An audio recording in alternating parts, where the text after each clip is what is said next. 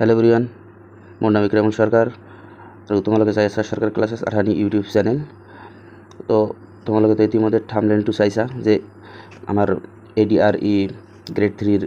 इतिमध्ये notification आहि गइसे जे 2 सेप्टेम्बरर পৰা एडमिट कार्ड दिया हबो तो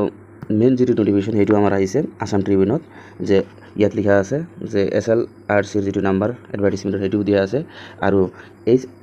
মানে যেটো HSSLC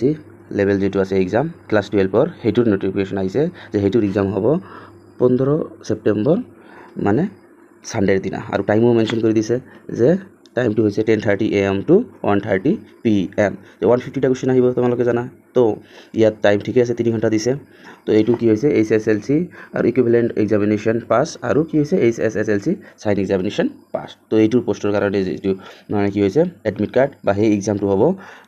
15 सेप्टेम्बर सानडे दिन टाइम टू दिया 10:30 AM और फिनिश हम 1:30 PM तो इतना इतना कि दिया जे इतना नोटिफिकेशन बहुत भालके दिया जे तुम्हारे कि सेप्टेम्बरर कि हम राति 11 AM तुम्हारे कि एडमिट बिल डाउनलोड कर और इतना और एटा बस्तु दिसे तुम्हारे देखा टाइम माने एटा नम्बर दी दिसे जे टाइम टू दिसे कि 10 AM टू 5 PM माने एटु माने कि वर्किंग डेज दिसे जे वर्किंग डेज जिदिना माने अफिस बिला खोला থাকিব